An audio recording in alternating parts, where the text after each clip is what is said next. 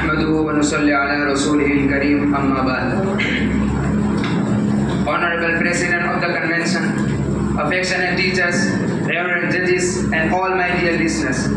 To begin with, let me my grateful thanks to Allah, the Exalted, as well as express my heartiest gratitude to you all for giving me a chance to speak some words on one of the most sensitive and appealing topics, that is, Al-Aqsa is crying out for help on this wonderful occasion. Dear audience, we are well aware of the fact that Al-Masjid Al-Aqsa is the first Qibla. Dear audience, we are well aware of the fact that Al-Masjid Al-Aqsa and Jerusalem occupy a central role in the identity of all Palestinians. And the Muslims as a whole have a high regard for it.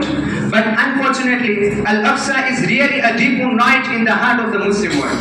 Muslims love Al-Aqsa, pray for it, fight for it, and die for it. And why it should not be so? When it forms an important aspect of a believer's dedication, where many pious individuals have given their wealth and lives, include the fact that Al-Masjid Al-Aqsa is the first Qibla of the Muslims. It is the station of Al-Isra and Al-Mi'raj, the miraculous journey of Muhammad sallallahu alaihi wasallam. It is the place where many companions of the Prophet sallallahu alaihi wasallam are buried. It is a place which Allah subhanahu wa ta'ala himself calls a blessed place. It is referred to directly and indirectly 70 times in the Holy Quran. It is the only masjid mentioned by name in the Holy Quran apart from the Kaaba. Brethren in Islam, history has not recorded any issue that shows our religious values, historical rights, and the glory of our civilizations, as well as international conspiracies, contradictions, war of terminologies, and playing with covenants and resolution as the issue of Muslim Palestine. The blessed Al-Quds and Al-Masjid Al-Aqsa, where evil plans are being hatched with open enmity at the hands of the world powers. Are we not an ummah that has its sources, values, historical rights? Watch over Quran and Sunnah, as well as our faith affirms. What does our history of the issue record, which vividly confirm that the war between us and the Jews is the war of faith, identity, and existence? Are we not reading the word of Allah addressing us? Chapter number 5, verse number 82. لَتَجِدَنَّ أَشَدَّ النَّاسِ عَدَاوَةً لِلَّذِينَ آمَنُوا الْيَهُودَ وَالَّذِينَ أَشْرَكُوا. Verily, you will find the strongest among men in enmity to the believers, the Jews, and the polytheists. Hello Muslims. Today we are facing the most severe war against the enemies of yesterday, today, and tomorrow. A war against the descendants of Banu Qurayza, Banu Nadir, and Banu Qaynuqa. Can our people now understand the true color of these hate-filled people after their evils have become widespread and their aggression has become well known? Their war against the Muslims has become more severe. They always think of betrayal and politics, injustice, and aggression done in their ways.